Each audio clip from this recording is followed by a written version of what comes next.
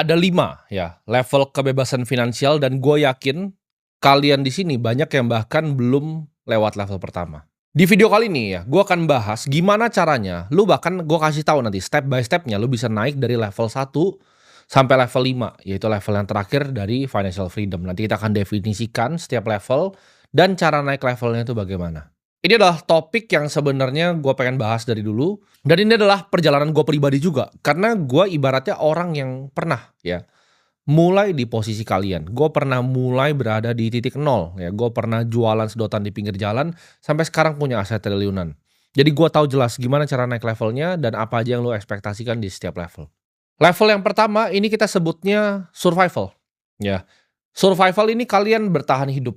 Lu cuman mikirin kapan kira-kira bisa dapat gaji ke depan. Ya, jadi kalau kalian hidupnya masih begini, ini masih di era survival. Di sini lu belum bisa menikmati yang namanya hidup, ya. Jadi pikiran lu tuh jarang tenang, jarang kosong. Pikiran lu selalu diisi sama apa? Cicilan. Ya, biasanya cicilan rumah. Gimana ya caranya gue bayar kontrakan bulan depan? Gimana caranya gue bayar cicilan motor? Gimana caranya gue bayar cicilan mobil? Otak lu ini penuh ya dengan jeratan-jeratan finansial dan lu biasanya nggak sabar untuk nunggu, oh kapan nih gaji gua kok belum cair ya tanggal segini.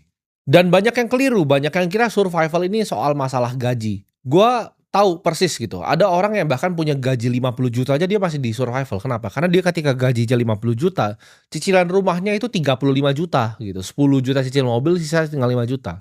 Ini sama nih, orang yang kayak ini survival sama seperti orang yang gajinya UMR dan survival dengan cara yang sama. Lu harus tahu ya, uang itu ada ilmunya. Dapat uang adalah sebuah game. Orang yang lebih kaya dari lu tuh tahu hal yang lu tidak tahu. Jadi kalau lu masih di era survival ini, lu harus banyak dengerin sama orang yang lebih kaya dari lu. Ibarat di level ini lu tuh nukerin waktu untuk dapetin kepastian. Ya, lu cari obat bius yang namanya gaji. Jadi lu ngerasanya nyaman nih. Oke, dengan apa yang gue punya, ya kan kira-kira gue bisa bayar ini cukup, nggak ada sisanya. Di era survival ini biasanya lu susah untuk nabung. Ini sistem perbudakan modern di mana lu dikejar-kejar sama yang namanya riba, ya. Jadi otak lu isinya cuma riba, cicilan ini, cicilan itu, bayar kartu ini, bayar itu. Dan yang fatal di level ini, lu kan nggak punya uang tabungan sama sekali ya. Jadi ini ibarat lu cuma bayar dari waktu ke waktu gitu. Lu benar-benar terperangkap ya di siklus waktu ke waktu. Ketika lu berada di level ini, yang paling fatal adalah hidup itu kadang ngelempar kita hal yang kita nggak sadar gitu. Gue sebutnya hidup kadang ngelemparin kita tai. Ketika hidup ngelemparin kita tai, contohnya, adik lu sakit, orang tua lu, papa lu sakit, nyokap lu sakit, gitu. Apa yang lu bisa lakukan di titik itu? Jawabannya nggak ada, karena lu masih di era survival. Satu kejadian hidup itu ngelemparin tai, karena hidup tuh selalu, ya, ini lu bisa pegang omongan gue, hidup tuh kadang ngelemparin kita tai yang tak terduga. Ketika dilemparin satu tai ke lu bisa bener-bener masuk dalam jurang, ya. Lu udah masih punya tumpukan cicilan, orang tua lu sakit, lu harus ngutang lagi untuk biayain mereka, ini hutangnya jadi tambah besar dan ini akan jadi beban yang luar biasa ke hidup lu. Cuman cukup satu kejadian sial di hidup lu, udah hidup lu selesai. Nah, keluar dari zona survival ini, senjatanya itu cuma 3 ya. Yang pertama, lu harus punya budget. Artinya apa? Lu harus catat dengan jelas. Ini memang tidak gua lakukan di level gua sekarang, tapi zaman gua masih survival, ketika gua awal-awal dapat duit, gua tuh bikin budget dan gua ikuti budget gua. Orang yang punya rencana, itu lebih mungkin nyampe ke tujuannya dibanding orang yang nggak punya rencana sama sekali. Kalian hidup ini tuh butuh rencana, ya, butuh rencana, butuh aksi. Jadi lu bikin budget, lu hitung, ya, gaji saya sekian, pengeluaran saya harus sekian. Saya mau coba sisihkan at least 10% dulu. Jadi ketika lu punya budget ini, lu ikutin budget lu bulan depan. Jangan budget lu itu misalnya untuk makan 2 juta, terus lu kepikiran, oh ini karena diajak teman ada 150.000. Jangan. Ikutin budget. Kan lu di level 1 survival. Step 2 ya, lu harus perang secara total sama semua hutang-hutang lu. Ini banyak yang keliru, ketika dia masih survival, dia mau coba untuk berinvestasi. Padahal dia masih punya tumpukan hutang nih, ya. Jadi kalau lu punya hutang, contohnya ada hutang 5 juta nih sama orang A. Ada hutang 15 juta nih, kartu kredit. Ada hutang 50 juta, ya, misalnya untuk yang lain lagi. Walaupun bunganya paling besar misalnya kartu kredit, lu bukan lunasin yang kartu kredit dulu. Lu lunasin adalah hutang yang paling kecil. Jadi 5 juta dulu, 15, lalu 50. Ya. Ini berapapun angkanya, misalnya 3, ada 5, lu selesaikan dari yang paling kecil. Ya. Karena secara mentalitas manusia, ketika lu berhasil selesaikan satu hutang, lu kan pede untuk bisa selesaikan hutang yang lain. Jadi step 1 lu harus punya budget, step 2 lu harus perangin hutang-hutang lu. Dan yang ketiga lu bangun fondasi kecil ya. Ini ibaratnya kita sebutnya fondasi ya. Ketika lu punya fondasi ini, lu akan hidup lebih nyaman. Fondasi ini adalah uang tabungan lu ya. Ini tidak perlu diinvestasikan dulu, at least lu ada 10 juta gitu di tabungan. Angka yang lu nyaman terserah, mau lu misalnya gaji 50 juta, angkanya misalnya 100 juta terserah. Tapi lu harus punya fondasi. Jadi 3, senjata cuma 3. Nggak ada cara lain ya, ini nggak ada cara lain untuk keluar. Lu harus lakukan 3 ini. Ini nggak masalah gaji lu berapa, nggak masalah income lu berapa, ini masalah mindset. Karena banyak orang gajinya 50 juta, kayak gue bilang tadi, dia cicil rumah 30 juta. Dia cicil mobil 10 juta. Uangnya sisa 10 juta, itu udah stres dia abis itu. Setelah lu terapin 3 basic tadi, lu akan naik ya. Ke namanya financial stability gitu. Ini level mulai stabil gitu. Lu nggak terlalu ngarep sama gaji kayak bulan ke bulan. Lu nggak terlalu ngarep sama misalnya, oh harus dapat bonus untuk lu bisa bayar sesuatu. Ini zona yang orang bilang kelas menengah gitu kan. Atau biasanya disebut upper middle. Ini orang-orang yang kalian lihat mungkin punya mobil keluarga ya, LCGC, ini datang ke mall, makan di mall. Ini levelnya financial stability. Ini orang-orang yang hidupnya udah ibaratnya stabil nih, kata orang banyak tuh stabil. Tapi ini zona sebenarnya zona tipuan ya. Banyak orang yang nggak sadar mereka masuk ke perangkap di zona ini. Mereka kira mereka udah made it gitu. Di hidup ini mereka udah sukses gitu. Walaupun lu udah nggak bingung nih di zona ini untuk sekedar bayar internet, bayar listrik. Tapi lu itu masih satu kejadian lagi ya, lu balik lagi nih, lu balik ke survival lagi. Jadi satu tai yang dilempar aja lu balik ke survival di era ini. Makanya gue bilang ini zona penipuan gitu. Stabilitas ini fana. Ketakutan lu di sini masih nggak hilang ya. Iya, lu bisa punya baju yang lebih bagus dibanding orang yang di survival. Lu bisa beli tas yang lebih bagus, lu bisa naik mobil sedangkan mereka naik motor. Tapi di zona ini satu kejadian ya, orang tua lu sakit yang cukup serius, lu udah balik ke survival lagi atau bahkan minus lagi lu. Karena kata-kata financial freedom itu banyak sekali dilempar sama orang tanpa mengetahui artinya itu apa. Financial freedom itu bukan tujuan akhir ya, atau kita sebutnya destinasi. Financial freedom itu adalah proses ya, progresi. Jadi pelan-pelan, step by step. Ini zona lu punya dana liquid ya, dana yang bisa dicairin besok itu sekitar 6 sampai 12 bulan nih dari pengeluaran lu. Lu belum kaya, tapi lu udah nggak stres soal uang setiap hari.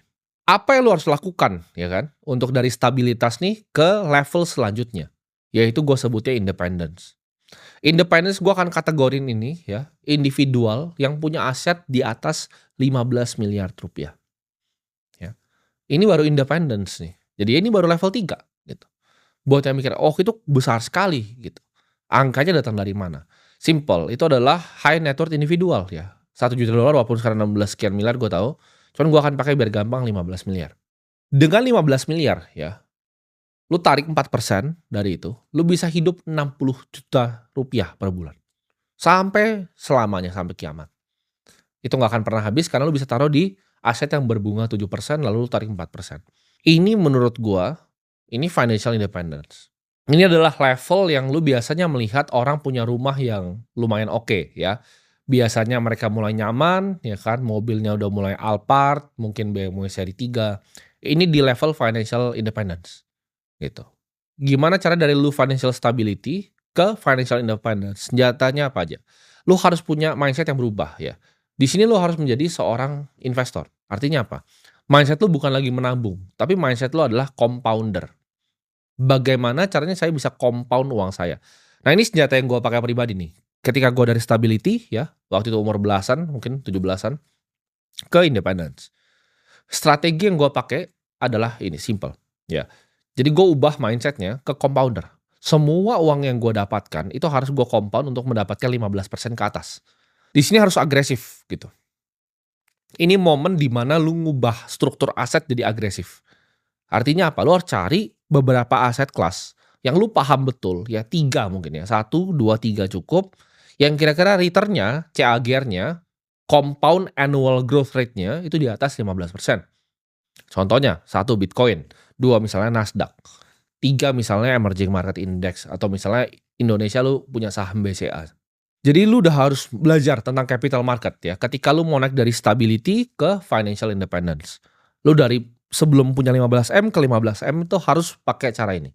Dan senjata kedua adalah savings rate. Ini yang banyak orang susah. Ketika income-nya 50 juta sama 100 juta, karena CAGR tadi itu susah diatur. Maksudnya apa? Ini kalian pasti kalau udah lama di market kalian paham. Ketika lu beli Bitcoin, beli BCA tadi ya, lu punya cash juga, lu punya gold, lu punya yang lain. Lu dan gua, return-nya itu nggak akan terlalu jauh berbeda, ya. Tapi yang lu bisa atur itu bukan return-nya, lu bisa atur adalah jumlah uang yang ditabung dan jangka waktunya. Karena rumusnya kan sederhana ya, lu butuh berapa uang yang ditabung, lu butuh jangka waktunya, dan lu butuh persenan gain-nya. Persenan gain ini susah diotak-atik, ya. Yang bisa lu otak-atik adalah savings rate dan waktunya. Jadi ketika savings rate-nya lu bisa naikin sampai 80%, jadi 50 sampai 80 nih, agresif, hyper agresif. Lu punya dapat income 100 juta, 80 juta itu harus sudah di compound. Dan ini harus dilakukan dengan waktu yang semudah-mudahnya umurnya. Kalau lu mau nyampainya cepat. Karena banyak orang yang nyampe sini ya, independence tuh umurnya udah 50, udah 60, udah 70. Lu mau ngapain jalan-jalan umur 70 tahun, ya kan? Jadi lu harus punya 3 step untuk capai sini ya. Satu adalah rencana. Target angka yang jelas. Angkanya mau berapa? Gue kasih tahu ke lu angkanya 15 miliar. Ya mungkin di masa depan akan berubah, tapi untuk masa ini 15 miliar. Kedua, lu harus punya aset kelas yang jelas. Ya, 3 lu harus serang pakai savings rate. Itu udah gak ada cara lain ya. Itu lu akan nyampai ke financial independence. Ini level yang banyak dicapai dengan orang yang biasa bekerja di perusahaan top. Contohnya seperti perbankan ya kan, direksi di bank, gajinya ratusan juta. Dia bisa savings rate agresif, dia investasi agresif juga. Ini bisa juga dicapai dengan lu jadi pengusaha, biasanya di level 50 sampai 100 karyawan. Lu bisa aman sampai tua ya di level ini. Lu nggak perlu kerja sehari pun di hidup lu. Lu bisa travel sama keluarga lu 2-3 kali, ya udah bisa jalan-jalan ke Eropa ya. Orang ngeliat lu udah jadi orang kaya ya. Kalau di Indonesia orang ngeliatnya udah orang kaya. Tapi di level ini pun ini belum financial freedom. Makanya kata-kata yang gua pakai itu bukan financial freedom.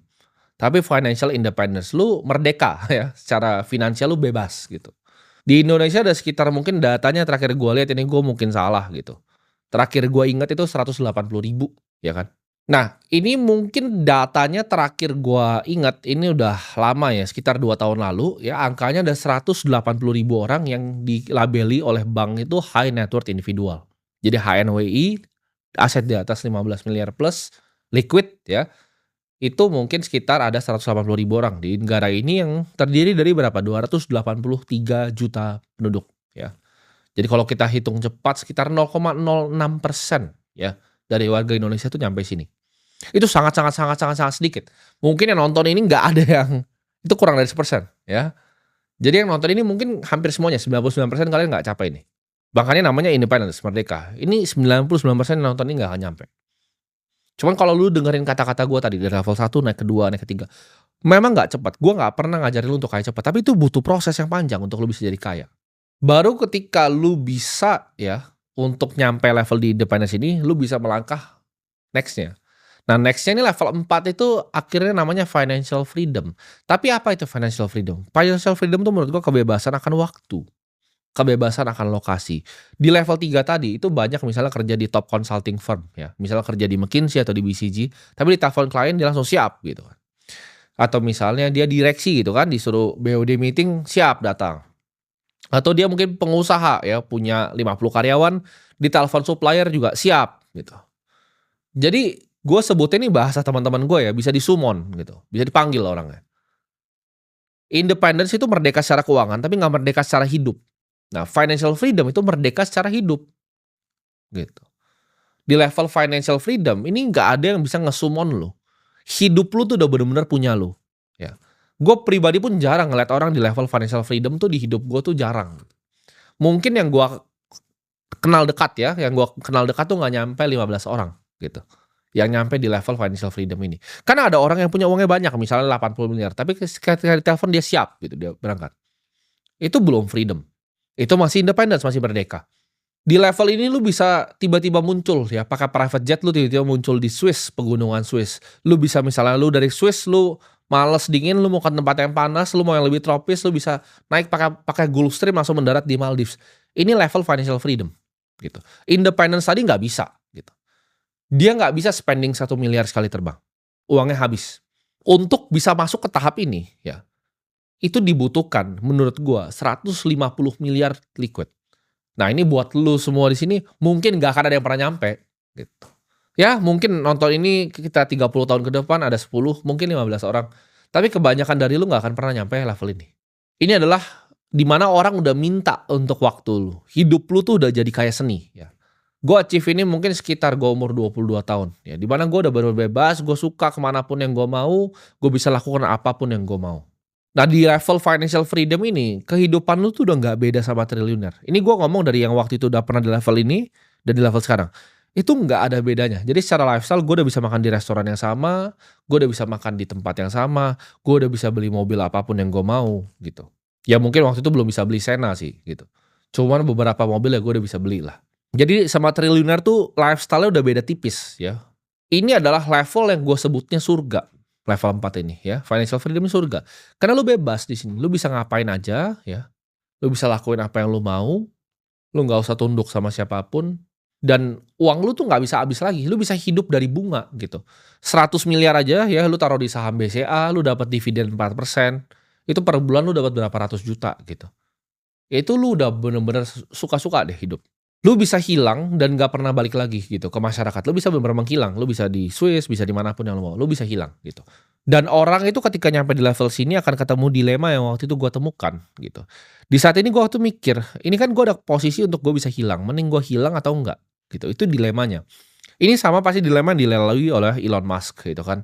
Kita ngomong Jeff Bezos dan lain-lain. Itu dilema yang mereka hadapi. Ketika sudah nyampe level financial freedom ini, what's next gitu. Gue percaya manusia kita adalah hidup untuk berkreasi. Jadi tujuan hidup seorang manusia, itu menurut gue adalah untuk melayani orang. Ya ini Gospel of Wealth-nya gue baca Andrew Carnegie juga. Orang kaya itu harus bermanfaat untuk masyarakat sekitar. Ya kita harus melayani orang-orang yang gak punya kesempatan yang sama dengan kita. Jadi kan ada dua ya tipe orang. Ada yang bikin Meta, ya Facebook, Mark Zuckerberg, dia terus inovasi terus. Dia akan kejar yang gue sebut nomor 5 tadi. Dan ada orang yang seperti Tom, ya, yang bikin MySpace. Ada yang pernah ingat nggak? Sosmed namanya MySpace. Tom itu pilih nomor 4. Jadi dia exit perusahaannya semua 500 juta dolar. Dia nggak nyampe bilioner, tapi dia, kalian lihat deh, kalian cari Instagramnya Tom MySpace, dia bener-bener traveling jadi fotografer sekarang. Biasa orang akan ada di titik ini gitu. Antara mau stay di 4 atau mau ke 5. Ini juga dilema yang gue hadapi gitu. Jadi banyak sekali yang gue lihat begini gitu. Nah yang nomor 5 ini yang seru gitu. Ini namanya financial purpose, gue sebutnya. Ketika hidup lu tuh ada purpose. Kenapa? Karena manusia kan gue bilang tadi, esensinya adalah melayani. Tapi melayani itu bisa dengan apa? Dengan satu kata namanya kreasi. Ketika kita bisa berkreasi di situ, ini jadinya manusia akan kejar yang namanya impossible venture. Kan duitnya udah banyak nih, ya kan? Mereka mau selesaikan masalah yang mustahil. Bill Gates mau selesaikan penyakit yang mustahil. Elon Musk mau nyelesain manusia ke Mars, mustahil. Salah satu OG-nya Bitcoin, Jed McCaleb, dia mau bikin International Space Station yang baru. Impossible venture. Brian Johnson itu orang kaya dulu. Dia udah exit fintech-nya, ratusan juta dolar. Dia mau kejar manusia biar bisa umurnya lebih panjang. Akhirnya kejar yang namanya impossible venture. Mark Zuckerberg, dia mau bikin AI jadi lebih canggih. Jadi kalau ini udah benar-benar pilihan gitu. Ada orang yang pilih untuk jadi Tom MySpace, ada orang yang pilih jadi Mark Zuckerberg. Tapi gue sadar bahwa kalau orang seperti gue itu kayaknya nggak bisa di yang nomor 4. Karena gue udah coba ya. Jadi percayalah gue udah coba gitu. 3 minggu gitu kan. Mau di mana? Di hotel paling mewah di dunia. Semua hotel paling mewah di dunia lu bisa sebutin gue bisa kasih tahu gitu. Layout kamarnya bagaimana. Gue udah pernah coba ya. Semua yang ada di dunia ini yang mewah tuh udah pernah gue coba gitu. Lo mau ngomong naik private jet apa, gue udah pernah coba. Jadi jawabannya adalah ketika sudah nyampe di level situ, untuk apa gitu. Untuk apa lagi begini, itulah kenapa impossible venture gue apa? Edukasi. Menurut gue ini negara yang SDM-nya sangat kurang. Dan gue percaya ketika negara ini SDM-nya maju, semuanya bisa maju. Itu kenapa gue ngajarin kalian buat bisa naik level seperti ini. Jadi kamera-kamera ini buat yang gak sadar, ini adalah impossible venture gue. Sekolah fisik yang gue bangun. Itu kan gue masih testing tuh di daerah. Nanti ketika gue bangunnya di kota, gue akan bangun sesuatu ya. Untuk mungkin anak-anak kecil ya, yang gak pernah punya kesempatan, tapi punya talenta, di situ gue akan biayakan gratis, gue bikin tempatnya paling bagus, guru paling pintar. Jadi orang-orang punya masing-masing ya. Michael Saylor pun punya impossible venture-nya. Dia bikin namanya Saylor Academy ya. Itu kuliah online, bisa diakses sama semua orang. Binance, CZ, dia punya impossible venture-nya juga, mau bantu edukasi. Ya dia bikin Giggle Academy. Jadi orang ketika sudah sangat kaya, antara dia mau menghilang, atau dia jalanin impossible venture ini. Dan yang gue harap kalian semua yang ya kalau bisa mungkin paling cuma 10 orang ya yang nyampe level 5 ini dalam waktu 30 tahun ke depan. 3 palingnya 3, 5 orang. Gue pengen kalian jadi orang yang bisa kejar impossible venture yang nantinya bisa merubah dunia. Gue nggak tahu kalian bikin mungkin orbital solar di atas gitu kan, atau bikin sesuatu penemuan-penemuan baru, penemuan energi yang baru. Tapi ya gue harap kalian semua yang bermanfaat di sini bisa jadi pelayan gitu. Ya pelayan untuk orang, pelayan untuk masyarakat, untuk bikin dunia ini jadi sedikit lebih baik ya. Jadi buat yang tanya kenapa alasannya gue nyalain ini semua, alasan adalah itu ya. Ini adalah impossible venture gue. Jadi itu adalah 5 level ya kebebasan finansial. Itu gue kasih layoutnya detail tuh ya. 1 ngapain, 2 ngapain, 3 ngapain, 4 ngapain, 5 ngapain. Lu ikutin itu, lu dengerin itu, lu gak usah dengerin orang lain ya. Gak usah pernah dengerin financial influencer yang lain. Kadang gak ada ya di Indonesia ini, ibaratnya influencer yang punya duit segitu tuh gak ada. Lu tutup aja semuanya kan itu semuanya sampah gitu. Lu dengerin video ini aja, lu ulang seumur hidup lu gitu. Bulan depan lu ulang lagi video yang ini aja yang sama. Gue yakin lu akan nyampe ke level 3, hopefully mungkin ya level 4, karena level 3 aja cuma 0,06 kayak gue bilang tadi. Chance-nya kecil, tapi mungkin, bukan gak mungkin, mungkin ya. Jadi sampai jumpa di puncak gunung.